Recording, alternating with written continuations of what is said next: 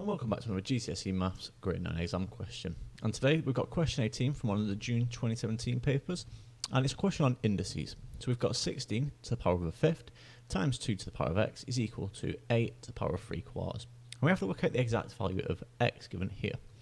Now it's a 3-mark question, and this is quite tricky. This is something that's been brought from the A-level spec, and it's brought to the GCSE now. So you've got to know where to start with a question like this. And the first thing I always advise is to break everything down into the lowest power given, or the lowest base. So here we've got 16, we've got 2, and we've got 8. So what we're going to do is reduce everything to a base of 2. So 16, that would be the same as 2 times 2, which is 4, times 2, which is 8, times 2 again. So that's 2 to the 4, raised to the power of 1/5. It's just the same as writing 16, right? That's 1/5. Times 2 to the x. We can't do anything with the 2, it's in the lowest form. And 8 is obviously 2 cubed. So that's equal to 2 cubed to the power of 3/4. And now what we need to do is multiply with using the rule of indices. So if you've got a power raised to another power, we multiply across. So this is now 2 to the power of 4/5 times 2 to the x.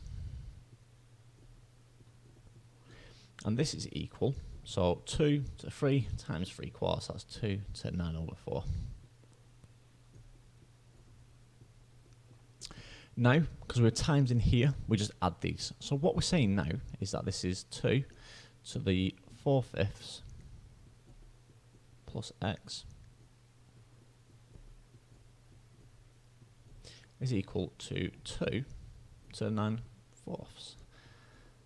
Or 9/4, like that. So now, if you've got two bases that are the same with powers, what we know now is that the powers must be equal. If this is the same number here, so this is 2 to the power of something is equal to 2 to the power of something, these powers must be the same. It's just logical, right?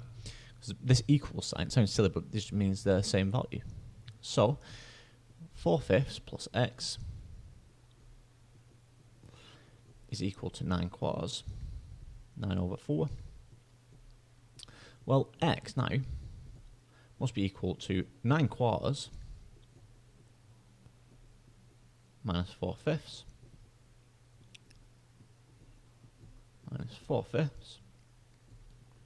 If we make these equivalent fractions here, get it as the same denominator, that's going to be, so it times this by 5, so it's going to be 45/20.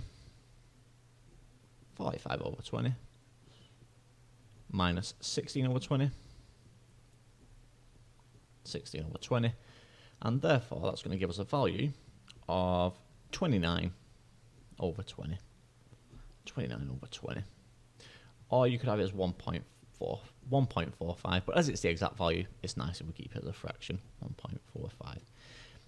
And there we have it, that's your final solution. We've got the exact value of x given here, so this is x. And there we have it.